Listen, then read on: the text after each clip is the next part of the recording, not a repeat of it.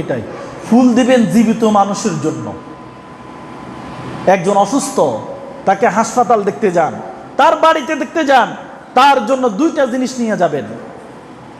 সে diarrhoea আক্রান্ত, আর আপনি তারা সানালা ফল নিয়ে যান। এ কথাটা হইল তা আমনের পর আবার আপনারা কাড়ি খাওয়াই দিছে, আপনি চলে যান এবার, আর হেতের বাড়ি ঘরের লোকজনে খাইছে, তো লাভটা কি হইল? সে তো কিছু খাইতে পারে না, তাকে স্যালাইন ফিট করে রাখছে, বয়স্ক মানুষ। আপনি দুনিয়ার যত ফল আছে তার জন্য সব নিয়ে গেছেন, কোনো লাভ হয়েছে? আমার কি কথা আপনারা মনে কষ্ট নেন নাকি? কোনো লাভ হয়েছে না। আপনি তার জন্য একটা ফুল নিয়ে যান, আর কিছু প্যাকেটে করে কিছু টাকা নিয়ে যান। যে অসুস্থ হয় হঠাৎ করে, অনেক পয়সাওয়ালা মানুষ হঠাৎ অসুস্থ হয়ে গেছে, পকেটে কিন্তু টাকা নাই, এরকম হয় না অনেক সময়? ব্যবস্থা নাই, দ্রুত হাসপাতাল নিতে হবে, কারো কাছ থেকে খুশ করিও টাকা পায় না। আপনি তাকে দেখতে যাবেন, খামে করে কিছু টাকা নিয়ে যান, আর একটা ফুল নিয়ে যান, তাকে একটা ফুল দেন। এটাও সুন্নত। ফুল দেয়া, জীবিত মানুষকে ফুল দেয়া সুন্নত। আর আপনি ফুল দেন কারে? জীবনে একজন আত্মলন চাইছে, আজ জীবিত মানুষের ফুল দিছি, দেন দেন বেকিমলি যে কবরে। সুতরাং রাসূল সাল্লাল্লাহু আলাইহি ওয়াসাল্লামের এই সুন্নাহগুলো আমরা বাস্তবায়ন করতে হবে। রাসূল সাল্লাল্লাহু আলাইহি ওয়াসাল্লাম জীবনে একটা ভালো কাজ করেন নাই, সব ভালো কাজ করছে, কিন্তু একটা ভালো কাজ আল্লাহ রাসূল জীবনে করেন নাই। সেই কাজটা হলো আল্লাহ রাসূল কখনো আযান দেন নাই। কখনো কি দেন নাই? আযান দেন নাই। আযান কি ভালো কাজ না খারাপ কাজ? কিন্তু আল্লাহ রাসূল দেন নাই। কারণ কি?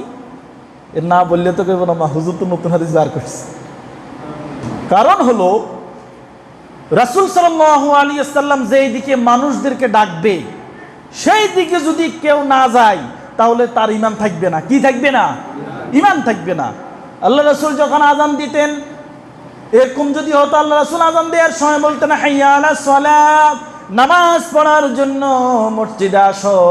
যদি এই কথা বলতো, অসুস্থতার কারণে, পারিবারিক ব্যস্ততার কারণে আযান শোনার পরেও যদি কোনো সাহাবী, কোনো মুসলমান না আসতে পারে, তাহলে তার ঈমান থাকার কোনো সুযোগ ছিল না।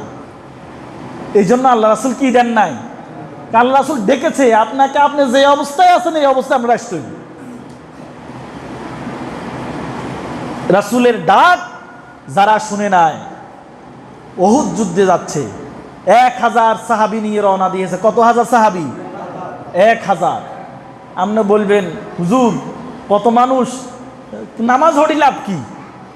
মসজিদের সামনের কাতারে বইয়ে আর মানুষের আল খেলে, এরকম আছে না নাই? সাইয়েন আন্নগবিত্তে নাই, এটা আমি জানি। আন্নগবিত্তে নাই, আল্লাহর রহমতে এই আপনারও বালা, আমিও বালা। হুজুর নামাজ হড়ি লাভ কি? মসজিদের সামনের কাতারে যেগুন বইয়ে বেগুন বনির হক দেন না, মানুষের আল খেলে। আমি বলি আপনাকে, তার এই আইল খেলানোর লগে কি নামাজের কোনো সম্পর্ক আছে? সম্পর্ক। আপনি তার উপরে রাগ করে নিজে জাহান্নামে যাই লাভ কি? আল্লাহ রাসূল উহুদ যুদ্ধে রওনা দিয়েছেন, সাহাবীর সংখ্যা 1000। কত?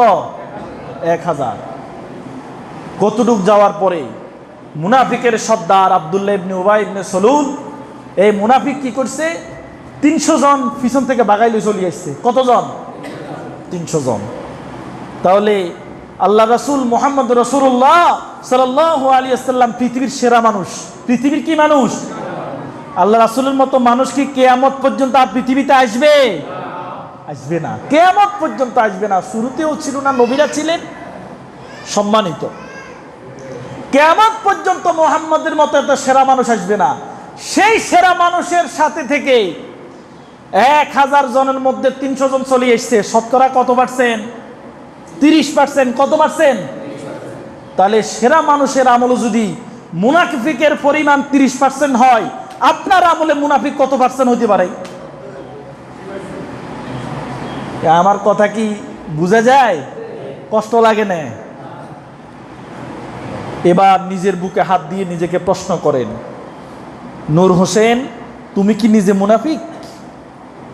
ওই যে 30 জন চলে আসলো, শতকরা 30%, এই 30%-এর মধ্যে ওই সময় 30%, এখন যদি 70-80% হয়, তুমি কি তার মধ্যে শামিল আছো?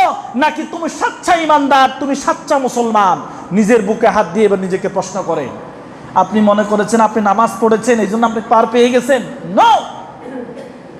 আর আল্লাহ রাসূলের সাথে নামাজ পড়তো, আল্লাহ রাসূলের সাথে খানা খাইতো, দাওয়াতে যেত, পাগড়ি পড়তো, লম্বা দাড়ি ছিল, লম্বা পাঞ্জাবি পড়তো, সে হয়েছে আল্লাহ তাআলা তার বিষয়ে আয়াত নাজিল করে বলে দিয়েছে এলা হলো মুনাফিকের সর্দার।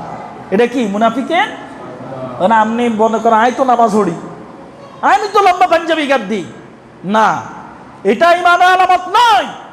আপনি নিজেকে বুকে হাত দিয়ে প্রশ্ন করেন, তুমি মুনাফিক কিনা, তুমি ঠিক আছো কিনা, তুমি কি ওই 30% মধ্যে আছো কিনা যেখানে আল্লাহ রাসূলকে রেখে দিয়ে পিছন থেকে সাহাবীদেরকে নিয়ে চলে আসে, 300 সাহাবী নিয়ে চলে আসে, তুমি কি সে মুনাফিক? নিজেকে বুকে হাত দিয়ে প্রশ্ন করেন। যদি মন থেকে উত্তর আসে না আমি মুনাফিক নয়, এবার নিজের কাজগুলো দেখেন, সামনে কাজগুলো দেখেন, আমার চরিত্র ঠিক আছে কিনা, আমার হক ঠিক আছে কিনা। এখন কথা হলো, ডাক্তার জাকির নায়েককে একজন প্রশ্ন করেছিল যে আমি অবৈধ ইনকাম করে গাড়ি বাড়ি অর্থ অনেক কিছু করেছি, এখন আমার বুঝে এসেছে যে এখন আমি কি করব, যে আমি খারাপ কাজ করছি, আমি কতটুক দান করতে হবে? তিনি বলেছেন দান করতে করতে সব দান করে দিতে হবে, যখন তোমার মনে হবে এখন আমার ভিক্ষা করা দরকার হয়ে গেছে, কি দরকার হয়ে গেছে, তখন হয়তো আল্লাহ তোমার মাফ করতে পারে। আমার কথা কি বোঝা গেছে? কিন্তু আপনি তো সম্পদের পাহাড় গড়েছেন, বোনের হক মেরে দিয়ে, ভাইয়ের হক মেরে দিয়ে, কত কিছু করে। সুতরাং রাসূল সাল্লাল্লাহু আলাইহি ওয়াসাল্লাম যদি খাঁটি উম্মত হতে চান, আল্লাহ রাসূলকে পূর্ণাঙ্গ অনুসরণ করতে হবে, নেতা হিসাবে মানতে হবে। আমার কত নেতা এসব বস্তা ফসা গন্ধওয়ালা সব নেতারা বাদ দেন। যদি নিজেকে মনে করেন যে আমি সত্যিকার অর্থে আমি ইমানদার, আমি আল্লাহ রাসূলের উম্মত, আল্লাহর বান্দা, তাহলে নেতা হিসেবে মানতে হবে কাকে? মুহাম্মদুর রাসূলুল্লাহ সাল্লাল্লাহু আলাইহি সাল্লামকে নেতা হিসেবে মানতে হবে। আল্লাহ রাব্বুল আলামিন আপনাকে, আপনাদের সবাইকে এবং আমাকে রাসূল সাল্লাল্লাহু আলাইহি ওয়াসাল্লামকে নেতা মেনে আগামীর জিন্দেগিটা জান্নাতি জিন্দেগি হিসাবে তৈরি করার জন্য তৌফিক দান করুন। আমিন।